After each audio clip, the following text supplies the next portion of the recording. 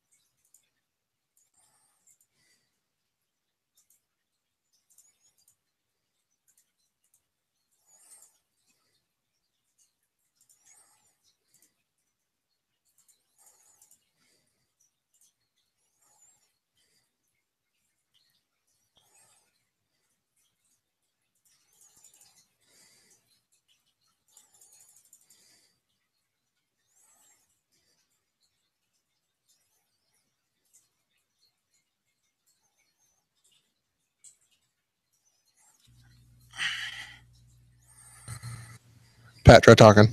Try talking? Maybe I should try talking. I can hear people. Anyway, there's nothing coming on the board. I just heard Noah. It helps when things are set right. Windows 10 screwed by settings. Oh, blame Windows 10. Windows 10 screwed it up. When they first come out. Then for the first 5 minutes, not actually working. Yeah, Noah had a good point. Don't get anything when it first comes out. Noah, just Corey and I cannot hear you because we do not have speakers, but Travis will be relaying information from you over from the headphones because the headphones just aren't loud enough to. Is there like a Q&A or chat thing in here? I have another. There should be a chat window. Oh, there it is. Yeah. I think. We'll make sure that that's open so at least Pat can read that.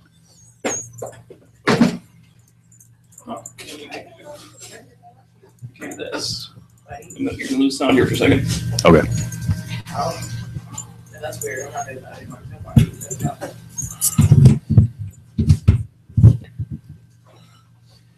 Should be able to hear me now. Yep. Oh, there it is. The joys of, somebody not setting this shit up ahead of time.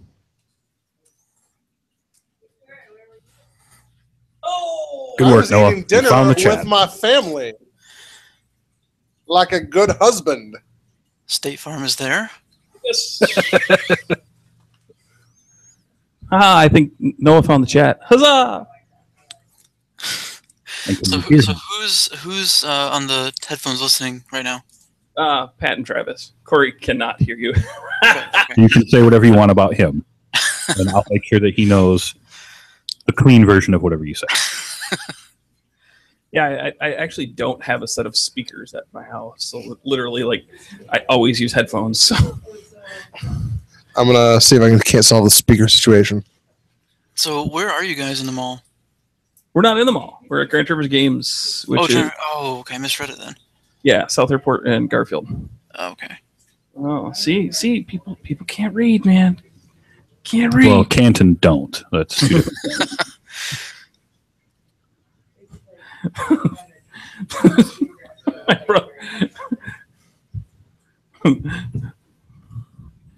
Oh boy, my own brother didn't even come down. Let's be honest. Read his question. What? I said, where is everyone? He said, I was trying out this new thing called jogging and then played some baseball. Now I'm going home. Oh, okay. Sorry, I read not being able to read. That's basketball, Pat. I did say basketball. Damn it, Noah. All right, so the score currently is Pat 1, Noah 1. I'll be keeping a running tally. So how do these shows usually go as far as like live shows go? Usually they're a pretty well train wreck, and it's going to be more so of a train wreck now. Everyone is a nobody joins me live. Usually I record everything from my PC, and right wants to do stuff jumps in via Hangouts or Skype or whatever. But so it's usually easier for me to control because nobody's with me, so a pair of headphones works just fine. Well, I didn't even think about needing a pair of headphones, or I could have probably brought some. I don't have any speakers. I think Corey's actually stealing the store speakers. Oh, that works. I'll say you guys don't have speakers and you're in a gaming store? Well, I mean, who would have speakers? I don't know, to hook up to any of the other machines? Just speakers in the TVs. Hey, we have speakers now. We just need to plug them in.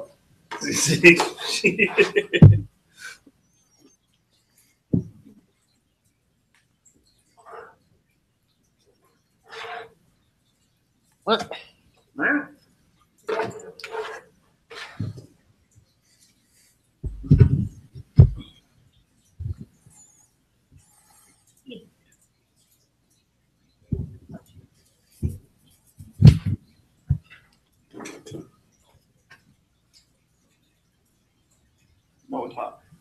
Noah, are you there? Yeah, I'm here. Awesome. We have speakers. Now we can hear anybody. Now everyone can hear you. Yeah, Pat just got really a lot more quiet now. Yeah, I was away from my microphone. Oh, okay. I'm kind of depressed with it. That's a door. Wait a minute. How long's he been standing? How did I not like? I don't know. For some reason, I felt like he hasn't been standing. He's been walking for like 4 months. Seriously, Yeah. I have not noticed. He's been running for like 4 months. As we're looking at pictures of Corey's kid, his youngest. I wonder. Who's way smarter than Pat, by the way. Oh, duh. Noah, how's it going, buddy? Pretty good. How you doing? How you doing, sir? I'm doing quite all right.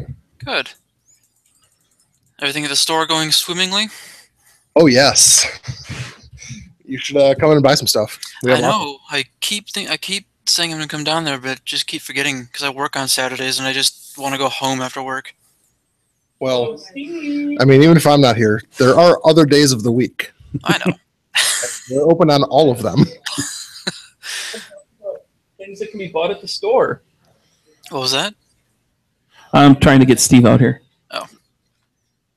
Other thing is that I don't really play console anymore. Oh, don't be that master race guy. No, Don't. I'm not. Trust me, Pat. I'm not. I literally have a PS4 that I'm looking at right now. I haven't played it in probably 3 months. I mean, if you're not using it, Well, it's also our Blu-ray player. fair enough. Pretty good I at that, could give too. it a good home. Well, that and that Mad Max game comes out in September, which looks really cool. That does actually look really cool. Oh, you Like had. as soon as I saw a video on it that kind of showed off all the customization for the cars, Selena looked at me and she goes, "You need to get that." So sorry to go off topic here, but Corey didn't tell me he had Brenner. Unacceptable for having Brenner and not sharing. I told you I was late because I was eating dinner. I don't know what the fuck you want. You said dinner, not Brenner. I had a plate that had to have a pile of potatoes and onions and mushrooms and egg, and hot sauce and bullshit everywhere, and it's in my tummy. So you can just fucking deal with it. And now I'm hungry. Yeah, no shit. You're supposed to be driving this vehicle. We're crashing, man. We're crashing. Yeah. Oh, it's like an average episode. Pretty much. What? Well, yeah, I got nothing. Come on, Noah, help me out here.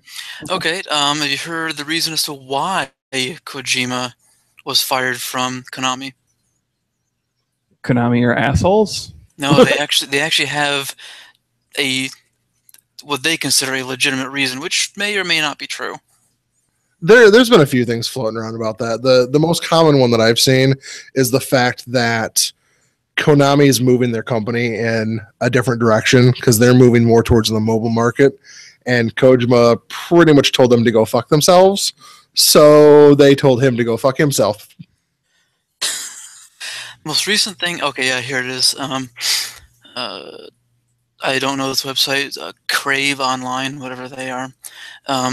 Apparently he's getting too expensive, which, for as successful as his games are, that does have some credibility to it. I can see that as being legitimate. Well, when he's pretty much the only thing making them money, I mean, that's... Konami? Or you mean Konami Games? Konami and Konami Games in general. Well, Konami's actually, from what I've read, their biggest moneymaker are pachinko machines and their health saunas or health centers over in Japan. Okay, yeah, I can see that. That makes sense. I mean, that's how Nintendo started, was slot machines. Card games. Yeah, so they were playing cards, weren't they? Yeah. Maybe it was Atari. One of them was slot machines before they got into the gaming market. Atari, I may have believe, been yeah. slot machines. Yeah, because Nintendo cards. Yeah, Nintendo was like 100 game years cards, ago. Yeah, Wasn't they it- were trading card games before trading card games existed. Oh shoot, who was that? I think it was, as far as slot machine goes, it was pinball. Who was the first pinball? Midway, Yeah. Was it Midway? I thought. I always associate Midway with pinball games. Man. Yeah, who knows? Emmy, what are you doing? Shoot something already. There's no enemies. Find some. My goodness. This is Borderlands, and you have not shot an enemy yet. You're not doing your show. Yeah, this is your show is making fun of Emily. I don't like this show. If anyone would like to come down to GT Games on Saturdays and rag on Emmy with me, you're more than welcome to. I will. You can also buy stuff. You do both. You should definitely come buy stuff. Steve, what is there to buy at Grand Trevor's Games? Video games. You should talk about some of your hot items right now. Steve, get over here. He says, "Yes, I should." I don't want the assistant manager. I want the what's on the card now? Final boss. Yes. I don't want these damn sub bosses. I want the final boss. I'm the dungeon master. Thank you. Dungeon Masters can go fuck themselves. This dungeon master is kind of a badass. Dungeon Kind of a big Masters deal. are assholes. Speaking of Dungeon It's Masters, not my fault the players are fucking bad. speaking of Dungeon Masters, do you read D20 Monkey? On occasion, Oh, okay. Well, fine. God. It's just I think it's a really well done Dungeons and Dragons, quote unquote, because they don't technically play Dungeons and Dragons. But I think it's just a good version, a good webcomic that does that type of tabletop game. I had not heard of that one, but I'll check it out now. the main webcomic that I've read lately has been Ogloff. So I don't really updated. I started from the beginning and started going through, and that took a while. You know what's funny is I started doing it because we had talked about it a while back. Not on the show. We talked about it in conjunction with a secret project a while back, but Noah's laughing. but no, and I went through and I binged it. I read everything in like 2 days. But what drove me nuts is like they had this really good first arc, and this first arc was like epic, and it felt like it just stopped, and it felt like this first main arc never resolved. you mean with the apprentice? For the story, I think you're reading it for the wrong reasons. Pat, are you talking about regarding the apprentice? Yeah, Yeah, that story ends. I didn't really feel like it did. It kind of ended, like the only way it could, I think. Okay, how about this, Pat? Do you want to explain to the people who are going to be listening to this later what Oglath is? I'll let you take that. I don't know that there's words to describe it. Do you like webcomics and fantasy and porn? This is probably for you. And now I'm curious. I need to pull up and see if there's any Oglath. Oglath. The host just sits there and goes, huh? I have nothing to add to this conversation. I don't comic at all. Oh, hey, there's at least one new one. I read one webcomic right now currently, and that's just PvP Online. Hello. She seems like a nice girl. Yeah, it looks like they may have updated some. I haven't been paying attention to it in a while. So.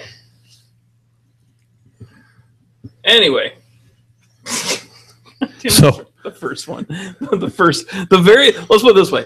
For those that haven't read it, the very first one involves a dude whacking it and his expulsion coming to life. Basically because his wizard boss was tired of him beating off. I mean, that's not recent. That was back in like the. I said the first. He said that's the first one. Oh, okay. That's literally He's trying to set the stage for people who haven't read it, like My me. apologies. I thought you said like the newest one. I was like, no. Oh boy. No, I apologize for not having a whole lot to say. I've been out of town for the last week and a half, so I'm not caught up on anything right now. It doesn't matter. Just start asking questions. This is supposed to actually be about Corey tonight. Corey's the diva, so. Right. No. Okay. No, the one thing I did read though was the rumors. Because they're sitting there and I just want No, those are for me and the wife for later. You're a dirty, dirty whore. That's why I wanted the chips. Was for later. Jerk. Wait, he gets all these brand new flavors of chips to take home later. Well, I appreciate the thoughtfulness to the wife. Fuck you, dude. What, you brought them into the store? Okay, fine. They're sitting here staring at all of Which, Why are you which leaving the flavor car? would you like to try? I will steal some from No, it's fine. It's fine. Which flavor would you like to try? No, it's all right. You got them for you. I didn't ask you, Emmy. You got them for you and the wife. Steve, come over here. No, you're not. Pretending he's busy. Yeah. I'm about to be busy with one myself.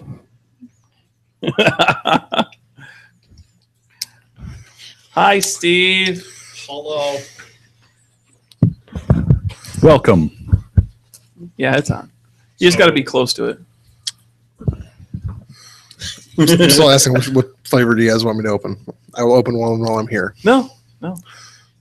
You got them for you and the wife. I'll get some on the way home. I'm gonna fucking punch you in the dick. Just tell me what one you want. No, Biscuits and gravy.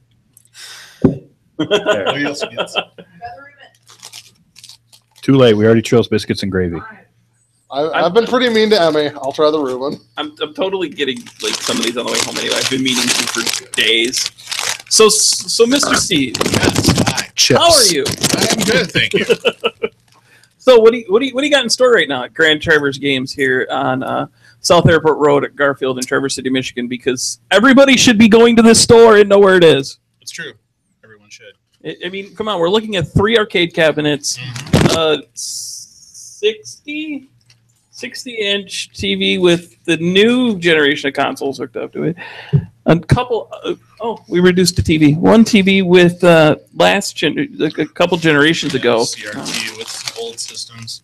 No, we had to get rid of one TV because of all the arcade machines I keep buying. It's become an addiction. There are more coming, by the There way. are more coming. Yeah, if you are into 90s fighting games, we are your spot in Traverse City. Okay, those are really good. Oh, I can smell them. Oh my gosh, just smelling them.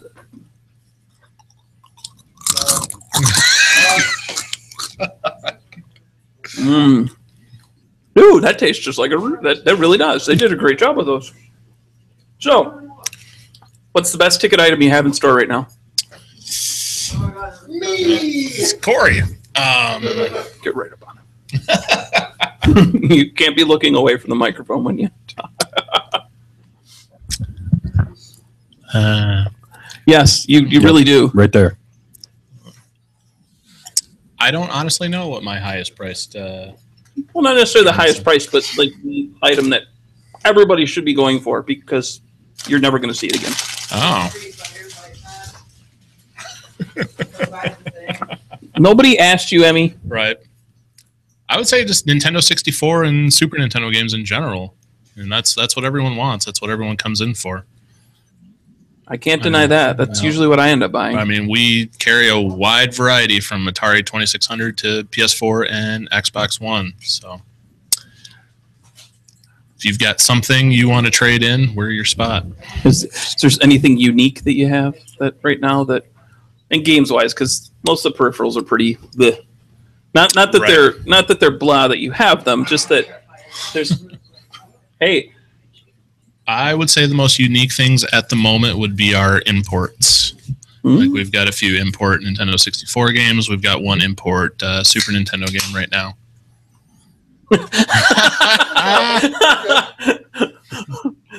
I love Steve hears the of Yep. the can and he's like, what? Say what? Say what? What imports do you have right now? At the moment, someone brought in Blast Core for 64. In Japan, it's called Blast Dozer. But yeah, we've got that complete in box at the moment. We've got, dozer. I know. That game was awesome, by the way. Blast Core. Mhm. That game was pretty legit. I had a lot of fun playing that game. We have another one right now. It's a one-on-one fighting game from Japan called Rakuga Kids. It's actually pretty cool. It was one that was part of my personal collection until it became part of store inventory. It's like I say, it's a one-on-one fighter. It never made it to the U.S. All of the characters look like they were hand-drawn by children. It's pretty awesome. Yeah, it's a really cool game. I have actually played that one. I will back that up. We have a Final Fantasy VII strategy guide right now. That is true. I'm surprised no one's bought it yet. I'm very surprised by that. Yeah, it's tempting. Not gonna lie, it's like sitting there screaming my name, not just calling my name, screaming my name. Aren't you still doing the play all the Final Fantasies, or did you give up on that after the second one? No, I am still in that. I pounded through 4 really quickly because 4 is one of my favorites because I think 4 is where the story really took off. Like that's where story-driven Final Fantasy came into it. Pounded. Nah. I'm gonna pound you in a minute. Bend No, you're over, not. baby. Nope. Hello, sweetie. Noah's. We may be offending Noah. No, I'm just listening. But no, I'm actually in the middle of Final Fantasy V right now. I'm sorry. To be honest, the job system isn't bugging me as much as I thought it would.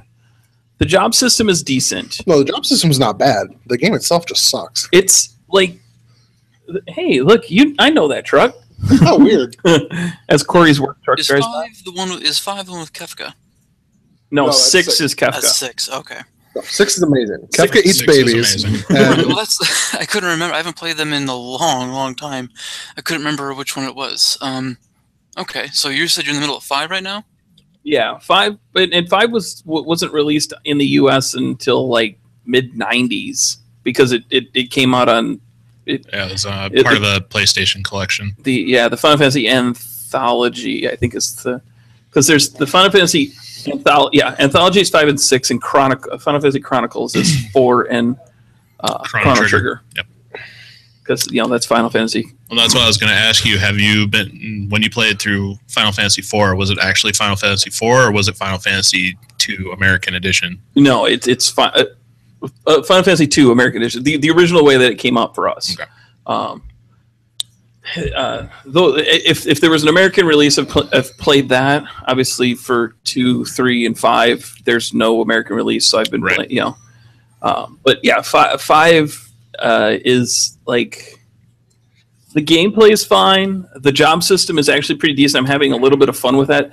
It would be a lot more fun if you got more than like 1 battle point per battle. yeah. When you fight 5 enemies, you get 1 battle point. You fight 1 enemy and you get 5. Wait, what? And that's bosses. And if the main character wasn't such a little bitch. Well, and that's the the thing is he's not even a little bit. It's just he and all of them they're just thin characters.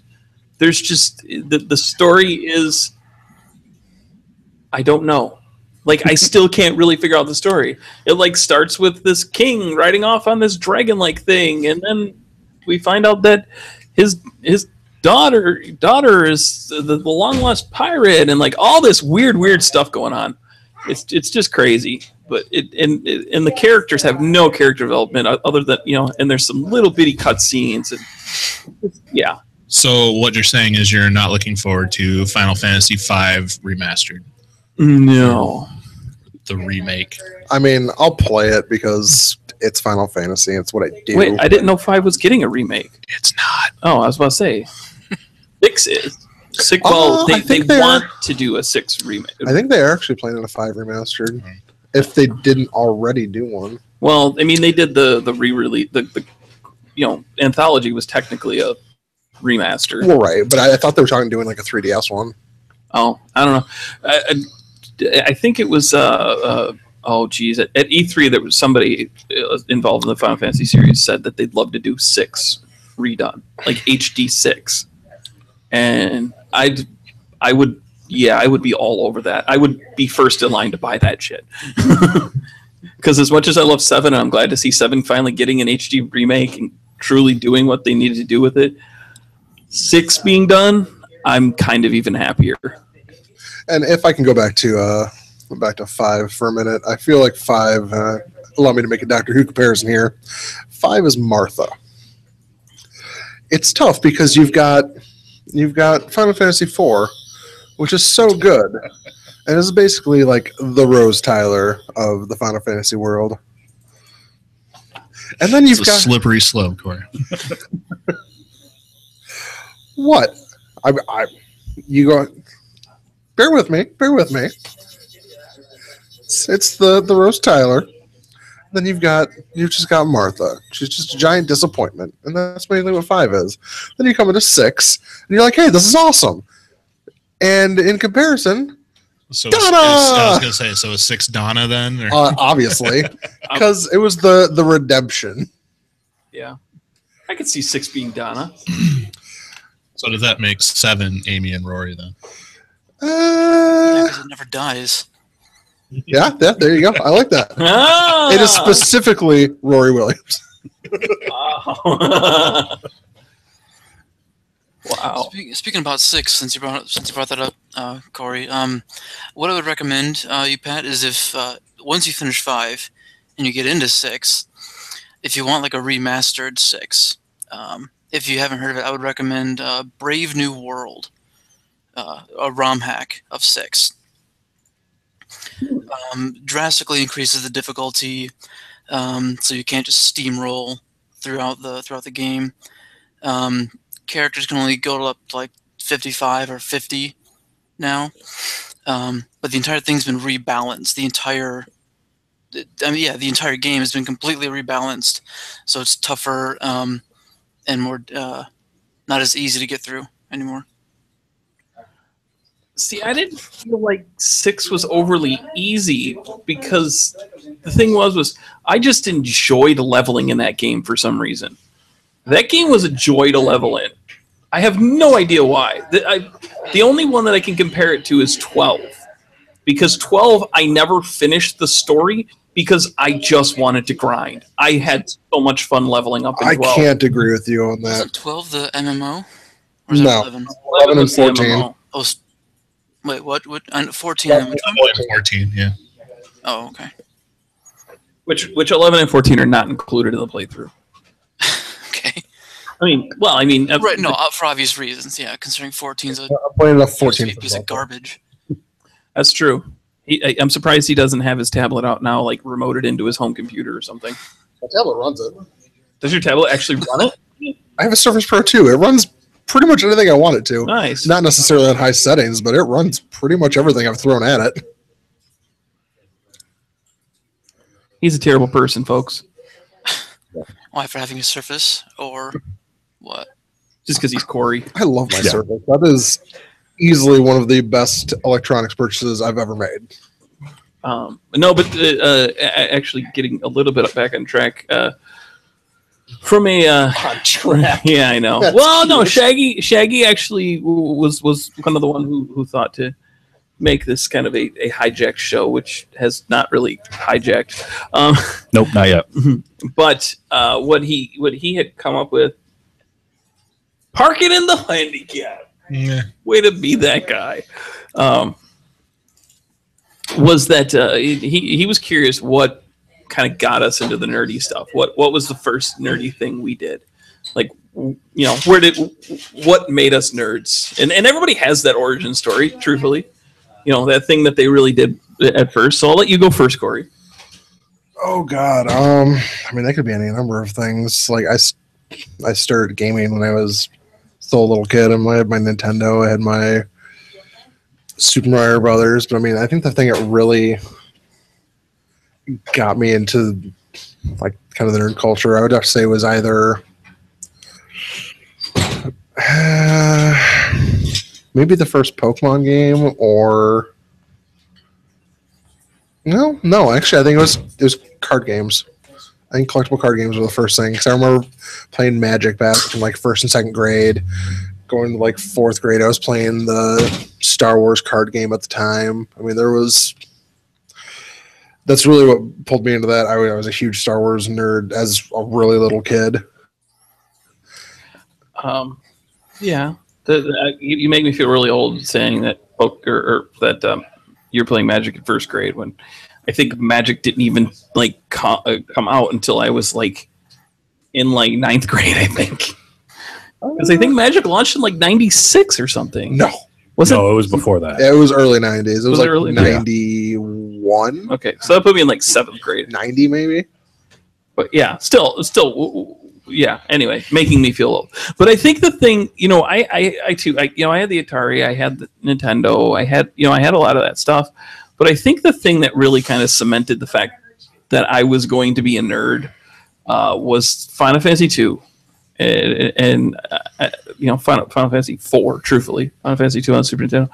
I mean, that was a game that I fell in love with instantly.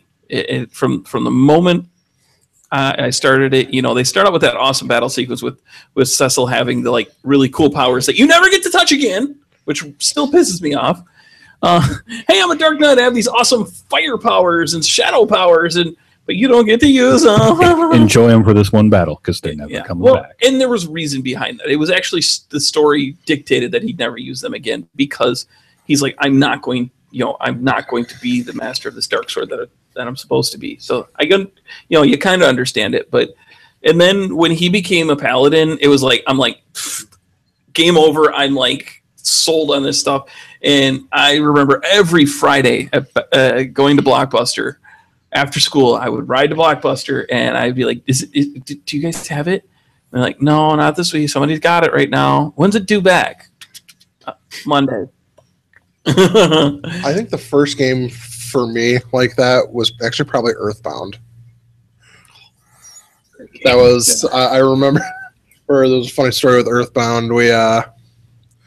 Me and one of my best friends would rent that as often as possible, and at one point his mom went on vacation for like a month, and she went down to Ohio with the copy of Earthbound that we had rented in the back of her car. Ooh. Yeah, it was like $100 late fee. Oh God! Yeah, it was. The worst part about that is you didn't get to play it exactly for all that time. Not only did you have to pay that much for it, but you didn't even get the enjoyment out of it. Yeah, there's an odd memory of that. I mean, but from there, I mean, because I always played that with a friend, but the thing that was probably the most fanatical for me to start with was either Pokemon Blue or you would be a blue guy. Squirrel's kind of a boss. You look at Blue, it's like that Blastoise is one badass motherfucker. I gotta buy this. And that and Final Fantasy VII. I mean, that was in terms of RPGs. I mean, like I loved Earthbound, I loved Secret of Evermore. Like there was a lot of stuff on the SNES I got really into. But the first one to really hook me like I have to play this game. I have to sit here and play this until I can't play this anymore. Was probably 7. Like I remember before I got my PlayStation 1, I was actually borrowing a PS1 from a buddy of mine because he had just gotten like a brand new, at the time, gaming computer. So he wasn't using it at all. I didn't have a memory card. I remember renting Final Fantasy VII, and I'd have to start over every time. Oh, no. But like I'd get further and further in each single sitting, and I just never got old. So that was probably, if I had to pick a moment, I would say that's probably the one that would cemented it for me right there. That's why I've been such a fanatic for that game for so long, because it's one of the fondest memories of gaming I'm ever going to have. We got a copy of that in today, Corey, if you want it. I already own it on like 50 different mediums. We have another copy if you want it. Add it to your collection. Maybe. You'll have it by the end of the night. I kind of want that strategy guide, I'm not going to lie.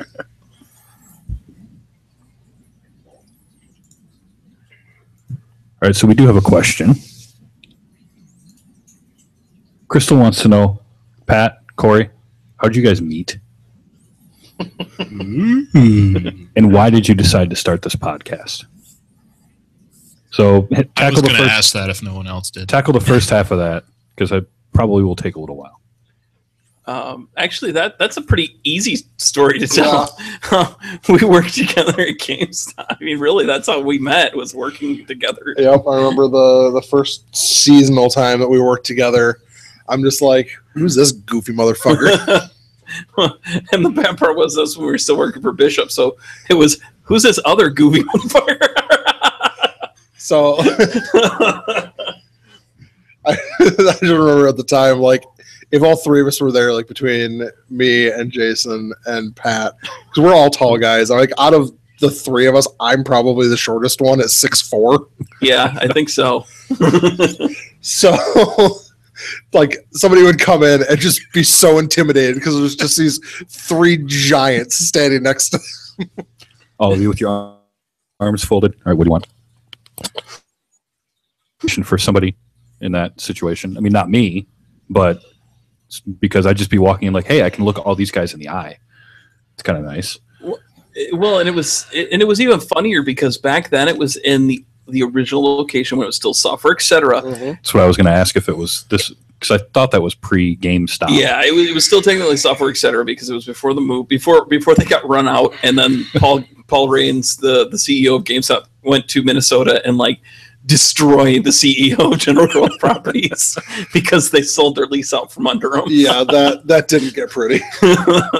And then did the same thing to the mall manager. But some people know that store, and some people remember it. That store was tiny, and that cash wrap was even tinier. Oh my God, that cash wrap was a nightmare. Not as bad as the cash wrap at the temporary store, but Yeah, good point. That's a good point. I never worked the cash wrap at the temporary store. for those of you that are local and have been into the Grand Traverse Mall, where what's it, Motherhood Maternity? The maternity store next to the pretzel place.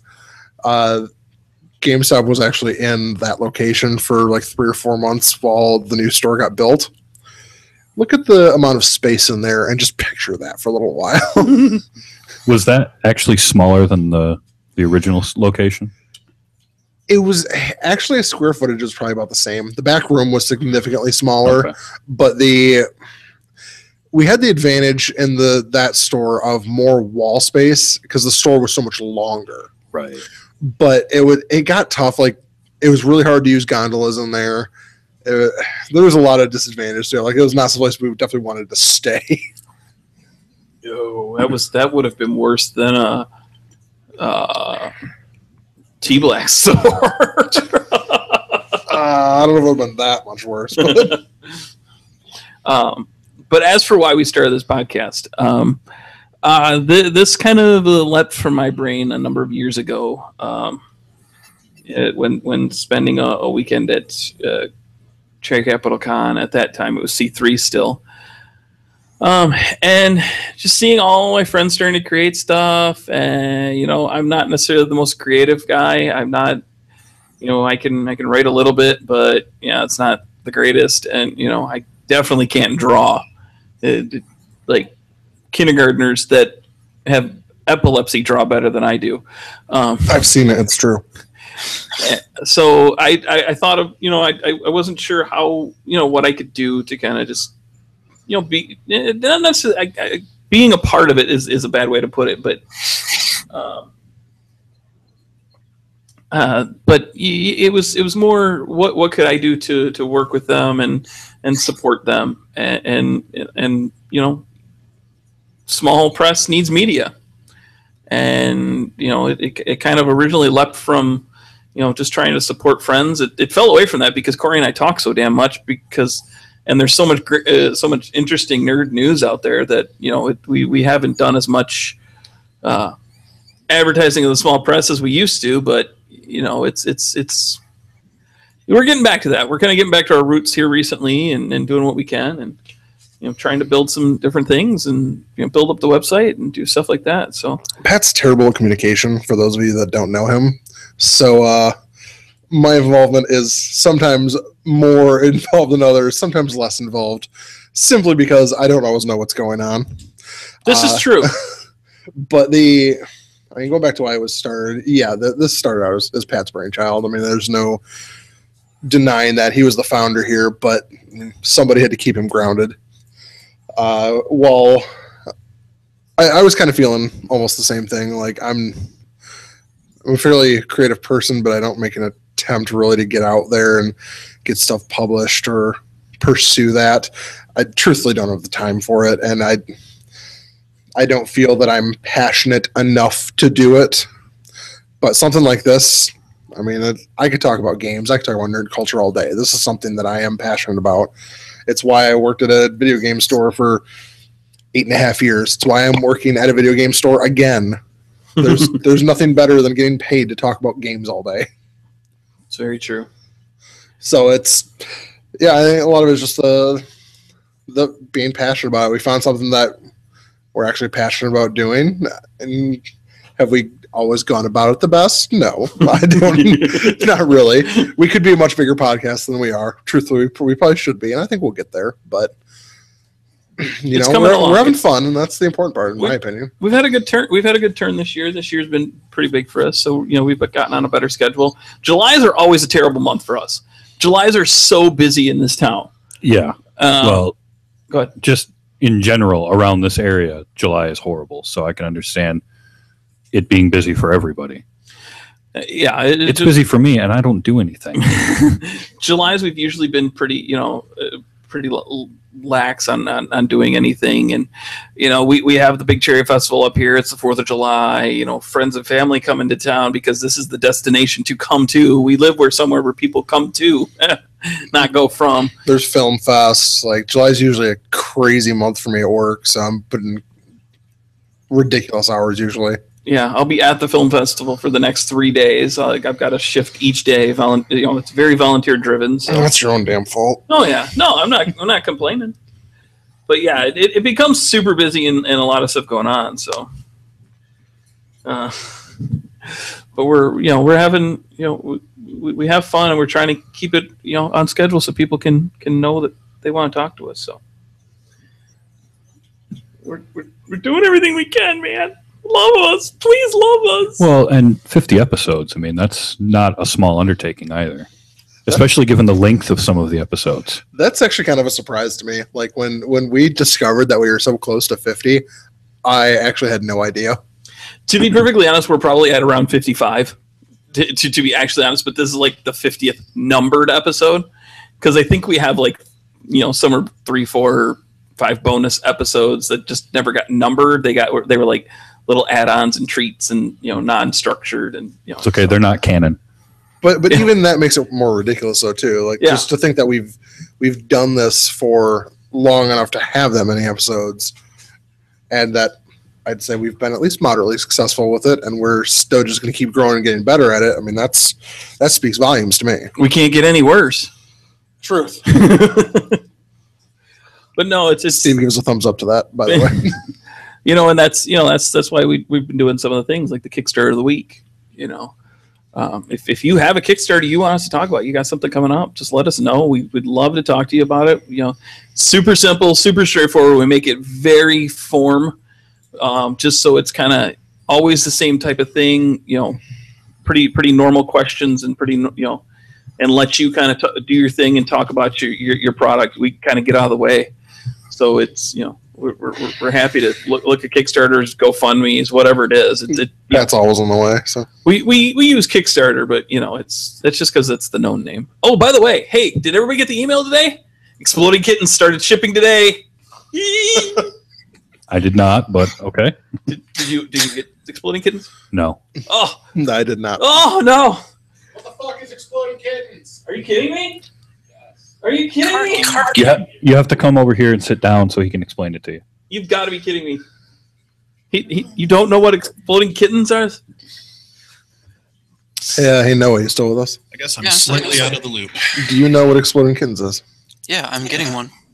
Did you get your email, Wonderful. Noah? Yeah, I got my email. Nice. Although I didn't get my actual shipment confirmation.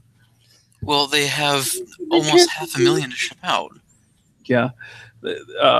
Exploding Kittens is a game, a card game from the folks at the Oatmeal. That explains why I don't know about it. And they are the single most backed by quantity of people, and the the highest grossing game on Kickstarter too. And the funny thing is, whether or not this is true or not, they said they expected to sell 500, which they had a very small goal. Their goal was like 10,000 or something, wasn't it? If it was even that much, I don't remember. It was something small, and they ended up. What was the final total on that? $8.7 million. Yeah, it just blew up to the point that they kept going through things. Yeah, they 460,000 copies of the game with 219,000 backers. Yeah, they had the original goal was $10,000 for 500 decks. Some interesting stats that they came out to that they sent out to us today. They had backers from 122 different countries. They had to print 26,765,368 individual cards, which used up 2,356 gallons of paint and weighed 52.57 tons, approximately the weight of one adult humpback whale. Ship them required 17 train car size containers. They had to answer 30,000 emails and hire a full-time staff of 5 people. Partner with 6 different companies to handle the printing, shipping, and fulfillment, totaling 860 people to make this happen. That's staggering. That's something that was basically a joke. And the game is basically you play until a kitten explodes. It's pretty much, I mean, I very, very, very dumbed it down, but really it's the hand ends when a kitten explodes. Sounds like fun to me. Yeah, I can't wait to play it. I'm like so stoked to play this game. It looks like so much fun. And, I got the version, I got the not safe for work deck. So There was a safe for work deck? There was. Who the fuck would buy that? Well, that's the base. Like the core is the safe for work game. And then if you, for the next jump up in the rewards, you could get the not safe for work deck as well as the safe for work deck. So Well, they also spent an extra $1 million adding a secret surprise to a special made box that they made for either hitting so many backers or reaching a certain goal or whatever. So Well- I'm assuming how it originally was just like a simple cardboard box that everything was going to be stored in. Now it's like I think they said the inside is like all felt. They actually made it look nice, and I guess spent $1 million doing that. Emmy, shoot something. Well, I mean, that's a good thing given how much they went over the goal that they were going for. So I suppose it makes it kind of, worth it. Well, and there were two things that they did that was pretty awesome. In addition to that box, the not safe for work deck was actually created on the fly during the Kickstarter. Yeah, because it was not originally part of it. They weren't doing it, and then it became this thing. And what they did, and they kind of changed Kickstarter a little bit in what they did, because they didn't do traditional. Hey, if we it's a $10,000 goal. If we had $20,000, you get this stretch goal. $30,000 is this stretch. It wasn't the traditional stretch goals. You had to unlock achievements for every 10,000 backers, or every $50,000, or 10,000 shares on Facebook or something. I mean, it was like all these achievements to get to unlock things, and they only had 2 or 3 achievements that didn't get unlocked, and it was. I thought they all got unlocked. No, I think one of the achievements was $10 million. Oh, let me check. You might be right. Yeah, I feel like there was only a very couple, but it was something like 50 Do not let achievements. Pat be right. It was There were 2 achievements that weren't unlocked. There was a 100,000% funded, which would have been $10 million, I think, and then 100,000 Twitter followers. Those are the only 2 that weren't unlocked. God damn it. Sorry, Corey. But yeah, what was it like? Was it 60 achievements total? I'll have to count them real quick. Oh no, don't worry about counting them. Well, I'm on the website right now. But yeah, I mean, the stretch goals were unlock 10 achievements, you get this. Unlock this specific achievement, you get this. So it was a lot of. They made it a ton of fun, and I think that's what made it so viral. This I can say you're wrong on, Pat. There were only 33 achievements, not 60. Oh, wah, wah. Well, I think the kind of gamifying the Kickstarter would help make it go viral, as well as it being, the people that bring you the oatmeal. Yeah, That didn't helps hurt. a lot. That name recognition is going to get a lot. Yeah, brand recognition is important in be perfectly honest. You have Well, to in crowdfunding, yeah. as well as in the nerd world. So Hey, try not to trip over the cords, Corey.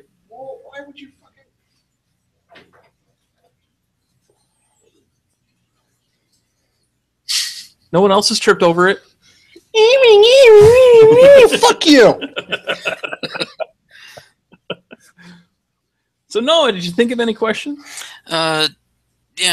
Let me get my cat off my That was mouse. all like prepared, like wrote questions down. More Yeah, prepared. so like I just wrote down a few of them. One was kind of on the topic of on Netflix and how they were saying that they're going to be releasing a Marvel TV show every 6 months. I was kind of curious as to what you guys thought about this. I don't really want to say flooding of Marvel, but that's the only word I can think of. And how Marvel is like really becoming this very like a lot bigger than I expected it to be with their phases. Well, there's a couple factors here. One, Marvel was destined to do this if they found a little bit of success for one reason and one reason only. They have Disney money backing them. They have to take on a slight Disney business model. Now, the thing that I've always liked about how Disney and Marvel handle their stuff is that for the most part, Disney is very hands-off and says, you do your thing. As long as you're successful, we're not going to touch it. But I don't view this as a flooding of it because they've already announced that how many heroes that they're kind of running with. I mean, going with a Defenders group to start out, you already had 4 heroes on the docket, along with knowing that that's eventually going to become a Defenders series, and confirming like the fact that Daredevil is getting a season 2 is huge. Plus, they're introducing the Punisher in that. They're introducing Elektra in that. So you're opening up for more heroes there, possibly. They already introduced the Punisher in Winter Soldier. No. They Phage confirmed that was Punisher driving the. No, he didn't. Yeah, No. I saw. No. Somebody confirmed that it was. No. That was a very common fan theory. There's been no confirmation of it. I thought somebody confirmed that. I could have sworn I saw somebody confirm that. You saw it on the internet, so you thought it was true. Probably. Because everything on the internet is true. But no, they didn't confirm. I know No. that I do know that The they didn't. internet is for porn. Yes. Now, the beautiful thing about that is the fact that with how dark and gritty Daredevil was and the fact that they've proved they're not afraid to do that, I think it's the perfect place to introduce the Punisher because you can bring him in as not necessarily the villain, but as the anti-hero that he really should be. And you can really take on a lot of the classic stories of Daredevil versus Punisher. Like one of the stories I saw that they might take on was basically Daredevil and Punisher fighting over how they dispense out justice. Like there was one where Punisher knocks out Daredevil, kind of ties him up with a single bullet pointed at Punisher. He's like, all right, well, we've got 2 options here. I'm going to kill that guy with my rifle right here, or you're going to kill me to stop me from killing him. Those are the only options you have. And it's that dark, gritty stuff that Marvel and the cinematic universe is kind of lacking. And I feel like having that ability to use that in the Netflix world is so great for them because it gives you both ends of the spectrum. Something that, like on the DC side of things, I think they're afraid to do. Like, I understand a lot of the DC stories, what they're going with, trying to keep it serious, stay away from the comedy. I get it. But they're just not doing as much of a good job with tie-in, and I think that's where Marvel's brilliant about it. Like every 6 months for a series release, I don't think that's flooding the market at all. With the trend that we're going with Netflix, with how their original series are doing, how well they're doing, 6 months is a perfect release window. And how they're released. The fact that they put it out, here's the series. Here's all of Daredevil season 1, 13 episodes, go. I went through that in a week. Right. Now I have to wait a year for the next one, but now I get, every 6 months I get something else that I can binge on or take my time with, and I've got a nice, I've got it laid out like that. So that I like that part of it too. Well, and if you look at the long game of this, they don't necessarily say that it's going to be a set solid every 6 months. So if they stagger the releases, they can stagger them with seasons. So it could get to the point where they've got 6 or 7 real different Marvel shows on there that are releasing new seasons in different months. So with the Netflix release model of the fact that most people are going to binge those series in a weekend or in a week, Well, now they're not waiting a year for another Marvel series. They're coming back for more because they're going to keep getting it. We are in a very consumeristic world. Well, that and it keeps Marvel front of mind. So you're not watching it and then forgetting about it for 6-8 months before the next cycle comes around. It keeps that right there and keeps viewers engaged in the multiple series that you have. Well, and there's the simple brilliance of it too, is the fact that it's all tied together. Mm-hmm. They're tying everything in with their cinematic universe, and that's huge. That's so important. That was what was so brilliant about episode 1 of Daredevil. They literally immediately, right at the beginning, what first 5 minutes, 10 minutes, they're like, "Hey, the Avengers were right outside that window." I mean, they didn't say it that heavy-handedly, but but they made it clear that everything that was happening in Daredevil was happening because New York got destroyed by what happened. Mm-hmm. Like the fact that Daredevil spawned because of a cause and effect scenario was awesome. Like I hope that they see the same kind of stuff. Like with Jessica Jones coming out, I would love to see that tie in with like Agents of S.H.I.E.L.D. They have to. I mean, they're gonna. It's how they're gonna say. One of two things is gonna happen with Agents of S.H.I.E.L.D. Agents of S.H.I.E.L.D. is either going to die next season, which I don't want to see because I love the series. I thought the series got amazing in season 2. Oh yeah, it definitely got its legs in season 2. But critically and fan wise, it's not doing as terrible as a lot of people will make you believe. But is it enough for ABC to keep it on? But think about that. If you sprinkle 12 episodes at a time of Agents of S.H.I.E.L.D. in that thing, you're continuing all these storylines. You're fleshing out more storylines. And getting back to it, I think Agents of S.H.I.E.L.D. was getting just short of 2 million viewers near the end of the season, which doesn't sound like much, but it's not great for broadcast TV. But everyone considers Flash and Arrow a success, and they get 1.9 and 2.2 million each. Yes, but they're not broadcast TV. CW is broadcast over the air. CW is an over the air network. Not in every market though. It's still a cable network. You can't compare those two. It's apples and oranges because CW is still a cable network. But it's a major market over the air though. For anything that's for the top 25 markets, I will guarantee you there's an over the air CW channel. I will guarantee that.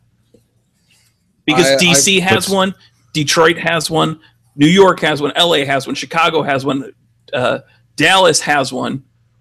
Let's get the research team on that.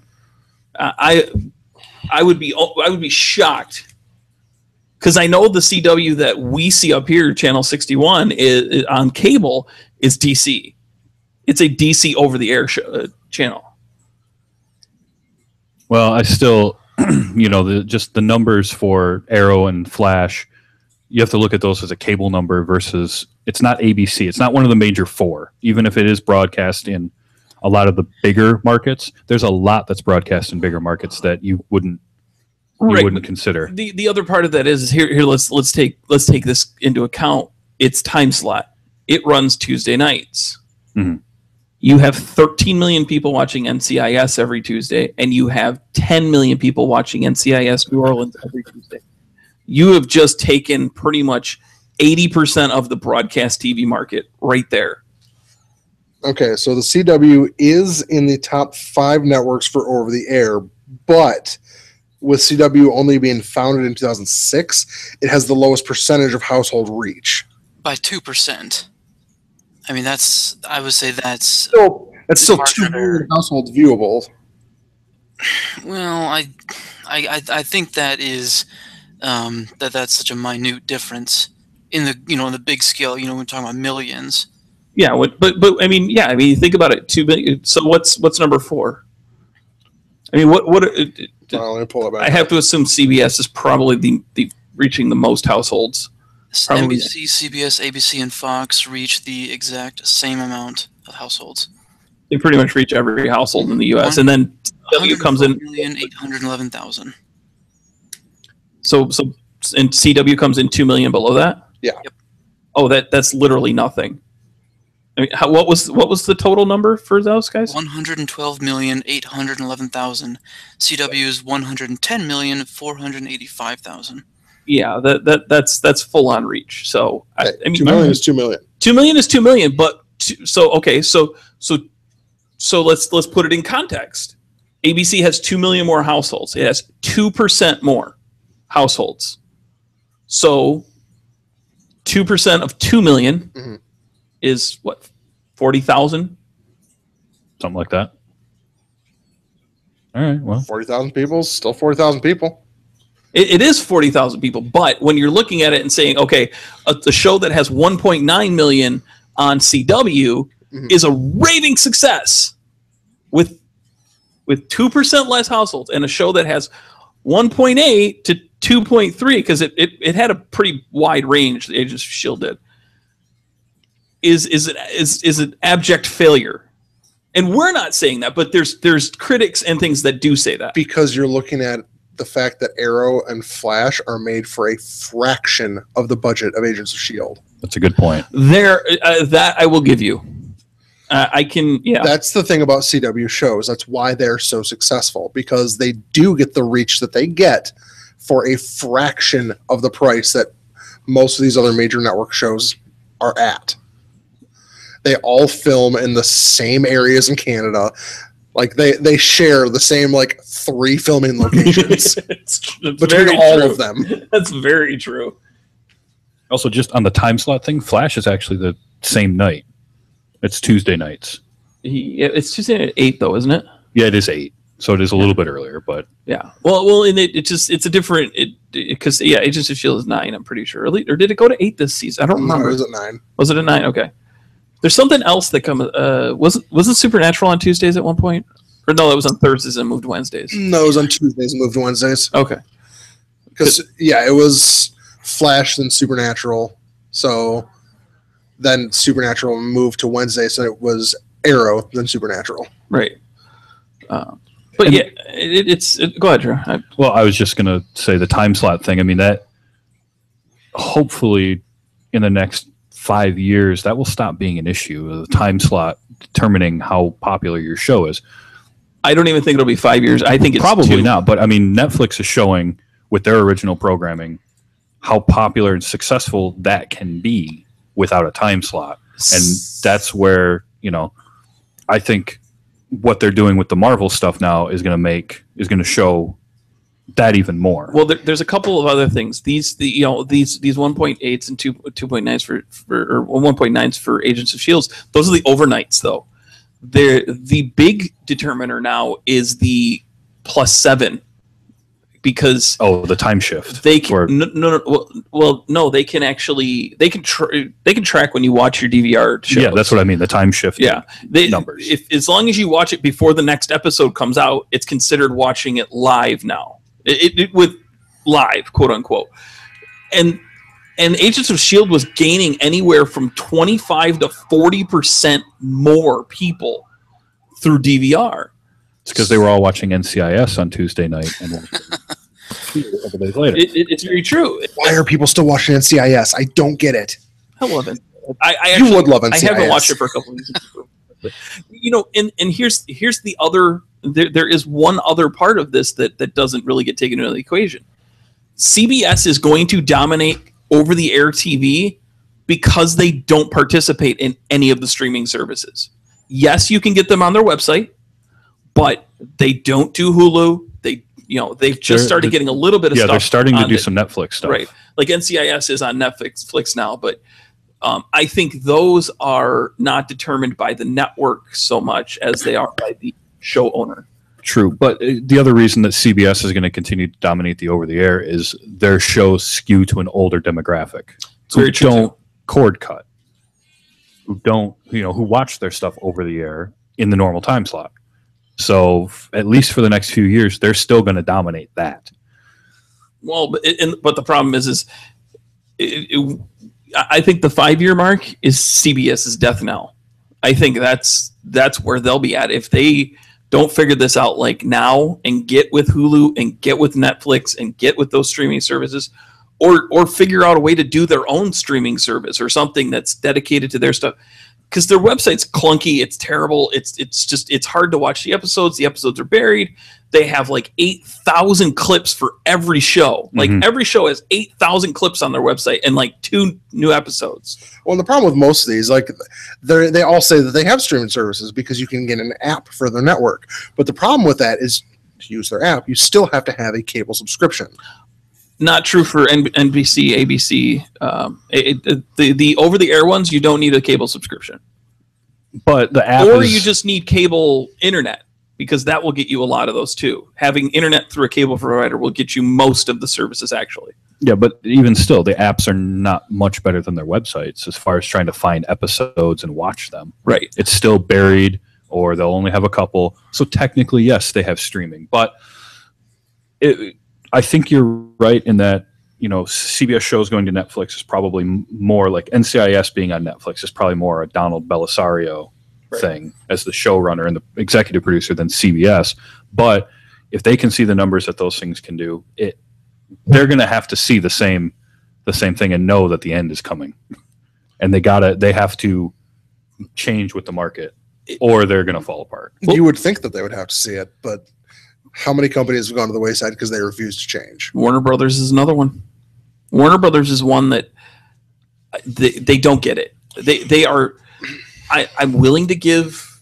And you've just explained the failure of the DC universe. Exactly. I'm willing to give the. You know, I'm not even. I'm honestly not even that willing to give Suicide Squad a shot. I'm not. I'm still not sold on it. I'm more sold, but I'm still. I'm willing to see what they do with this Joker. I'll give them all a shot just because I want these so bad. I think they'll be good. I want them to be good, but I just don't know if they'll be good. Yeah.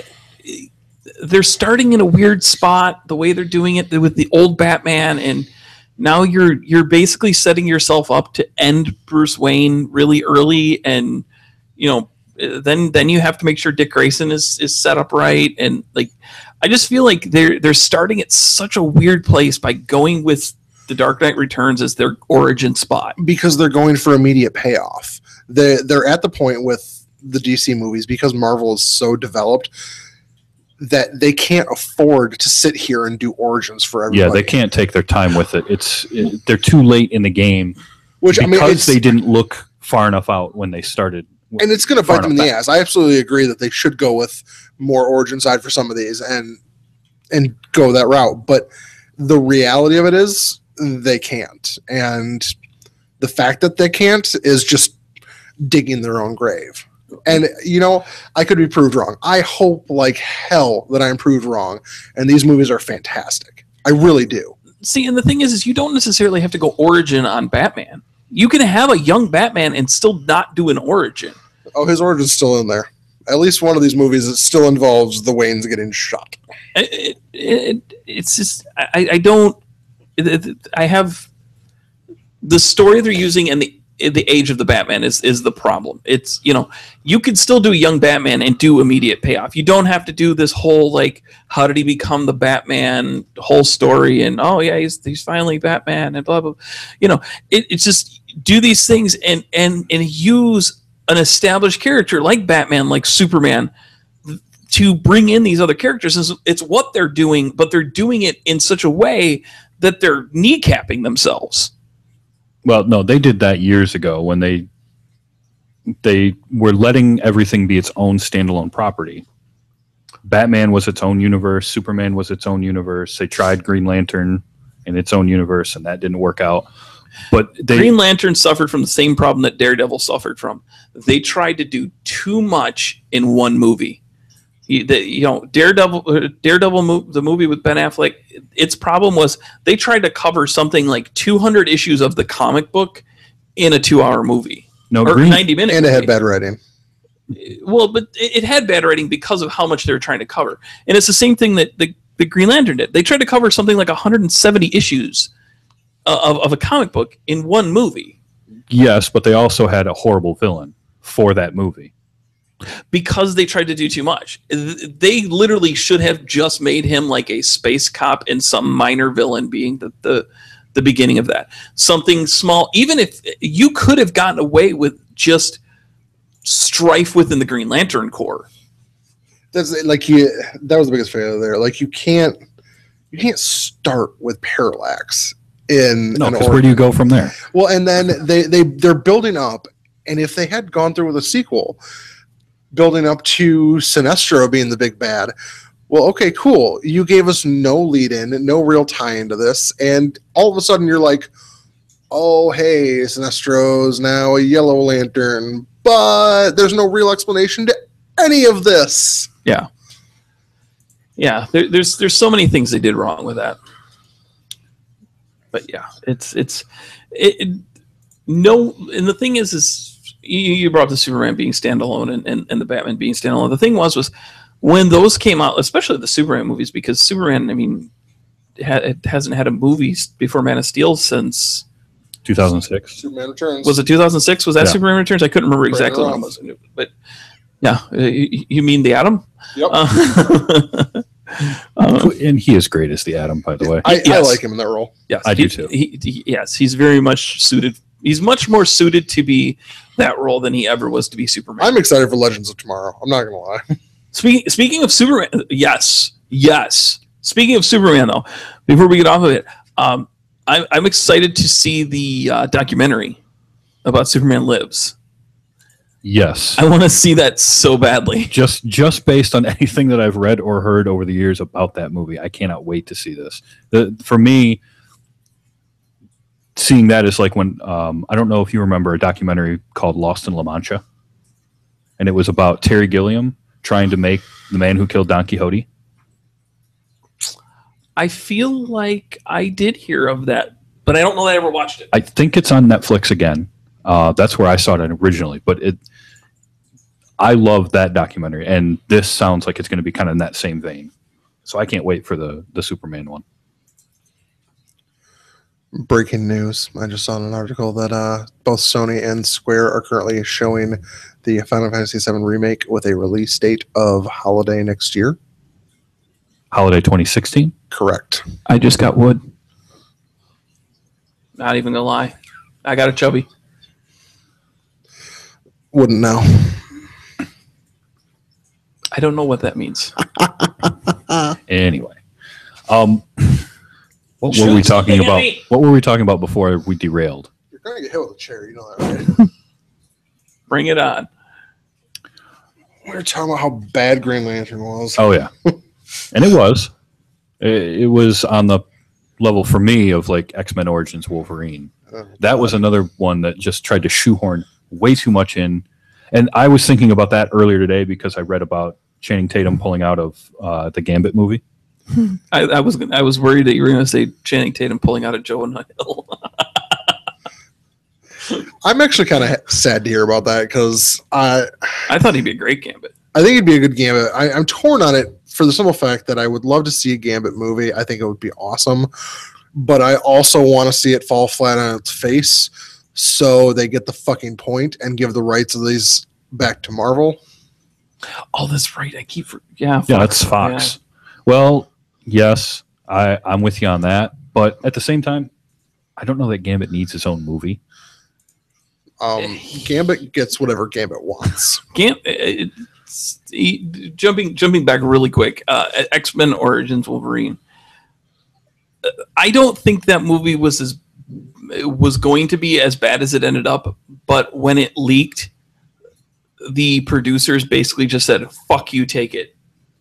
They weren't going to polish it up at all. They weren't going to do anything with it. You know, I don't even, you know, who knows if that was even the ending it was supposed to be, which I'm pretty sure they said it wasn't. They fucked with the ending because it all leaked, and they're like, "Fuck you, we're not dealing with this shit. Here's a piece of shit. Take it." There was like 4 different endings to that movie. Yeah, but whether or not that was the ending that it was supposed to be, there was just they tried to do too much in one movie that didn't need to be there. You had weird, a superhero movie that tried to do too much. But this is like, I mean, for me, this was beyond even Spider-Man 3 levels of trying to do too much. Oh God, and that's saying something. No, okay. So Okay, Spider-Man 3 was a deliberate troll by Sam Raimi because he was telling them to go fuck themselves because he wanted to do The Vulture and he wanted to do a classic story that would have been wonderful. And I they're like, get that. I know. oh no, we have to do Venom and we have to do this and we have to do that. And he's like, okay, you get emo Peter Parker. I'm trying to fix things. It's not working. No, Origins Wolverine had how many characters in that movie were created just for the movie? Was it just the Dominic Monaghan character? Because I don't remember him in the comic ever. Who was the? He was the one that could turn lights on and off. He worked in the circus. I know way more about this movie than I should. Like I remember and recall a lot more of it than I should. I don't know that any of them were. I don't remember him specifically. in But anything. I never read Wolverine Origins either. True, but like, okay, Gambit didn't need to be in that movie. You could take everything involving Gambit out of that movie, and it changes nothing about it. So they're only putting him in there for name recognition. Well, right. Most of that movie was fan service. Yeah. But whatever my original thought was, I've lost. So I know it had to do something with Gambit and a movie and Origins Wolverine, but Yeah. Noah, got anything else? Yeah. Now, I admit I don't really know much about this series. I know it was revealed at E3 was the final announcement of The Last Guardian. Now, what I really know about it is that the creator of it was essentially just collecting paychecks for doing nothing at whatever company this was. I don't know. And now that's finally released. I know it got a big big crowd reaction when it finally got released. I was just curious as to if you guys know anything about it, or if you are excited for it, you don't care or whatever. Well, it's from the same creator of Ico and Shadow of the Colossus. I have not played either. I know of those. I've not played any of those. Oh my gosh, you need to play those games. Those are amazing. They're complete works of art. Yes, and here's the thing: those two games are in a very weird spot, as is The Last Guardian, because while Sony has the distribution rights and they technically own the studio that creates those games, somehow the creator of those games still kept the rights to those games. So they had to keep him on the payroll because he could have taken it and done it anywhere he wanted. He could have put it on the Xbox if he wanted to, because he had the rights to take that game away from that studio anytime he wanted. That's called creative paperwork. That's called knowing. aggressive negotiations. Okay, well, I guess that that kind of leads me into what I just recalled. Talking about Kickstarter a little bit ago, and the announcement at E3 as well. I think it was just right after Last Guardian. Was Shenmue 3. Now I know I played the original 2, or the first 2, and just insanely loved them. Now I didn't know if that's something else that you guys, if you've played it or you're familiar with it or are excited for it either. You know, I stopped following that. I don't know where it landed. I have no idea. It hit its funding goal like within 12 hours. Yeah, it broke Kickstarter. Yeah, it broke Kickstarter. That's right. It literally broke Kickstarter, and it broke Scott Pell's mind. The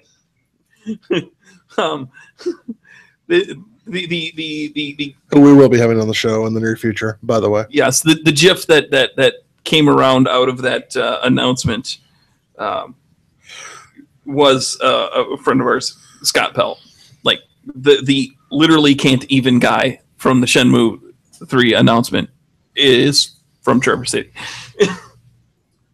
Wait, he was the guy in the video or in the broadcast? Yeah, Shenmue guy. Yeah. The one in the crowd that's like mind blown. Yeah. Yeah, that's our buddy Scott. Oh. Within a day, he was being recognized on the show floor out there as Shenmue guy. He was already on GameStop TV. He had a meme made for him. And he's on Jiffy. Although I don't remember what he's in under. Okay? I don't know. Oh, I That's would not- say thank you, Pat, for pronouncing GIF correctly. I don't give a shit what anybody says. That is not GIF. It is GIF. The creator of the The format. creator is a says dumb GIF. fuck. He is an absolute dumb fuck. How does I? Let me count the ways that is not pronounced GIF. For the love of fuck.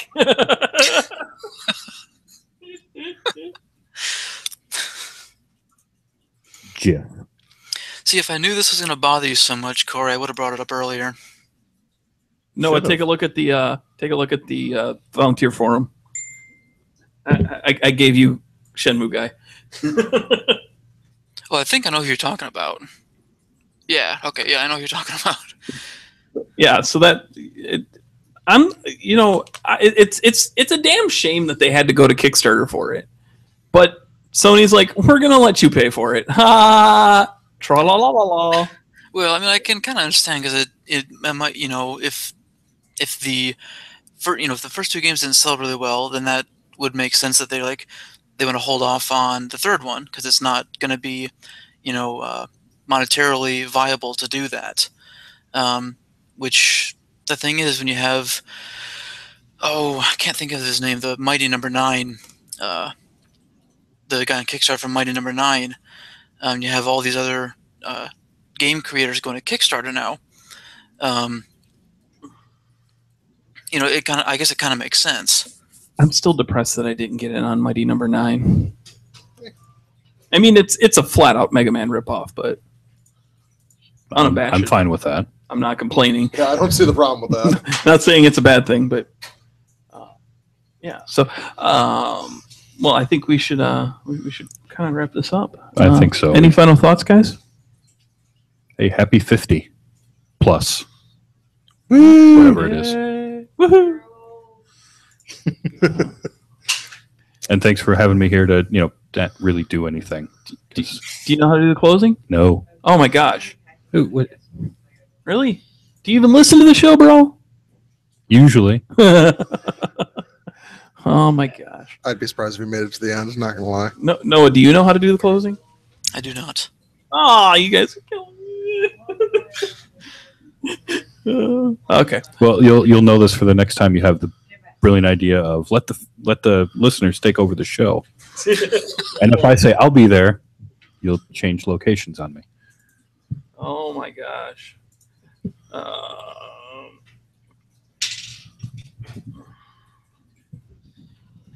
Typing it for him. Jeez, for crying out loud. Wow. All right. So until next time, stay nerdy, my friends. Pat Pat sucks. sucks. Stop that. Noah, thanks for joining us. Yeah, no problem.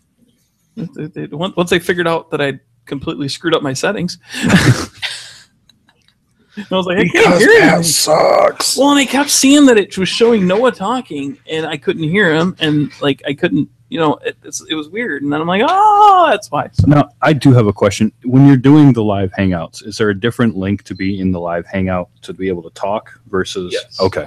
the The last time I tried, I went into the hangout and I'm like, I should be able to. I can hear, but I can't talk. No, So I wasn't sure.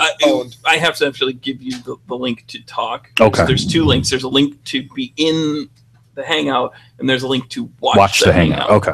Steven, show it to you. I can't very hard. Where are your shoes? But all right, thanks, Noah. We'll talk to you soon. I'm probably gonna have this edited late. I don't know if I'll do it tonight or I'll do it tomorrow, but Pat's lazy. Won't do it tomorrow. I might do it tonight, depending on. It's only 9 o'clock. Yeah, I'll probably get it done tonight. So What? It's not going to be a whole bunch of yelling at me. Actually, that's all there's that we're actually going to a have. lot of yelling at me. I'm going to tag you in it too. Please don't. Oh, I'm so totally now tagging her. I don't want to be. All right, thanks. We'll talk to you soon, Noah. We got to start harping on Mike about getting this meeting set up. Yeah. Oh, yeah. So we'll talk to you soon. See ya.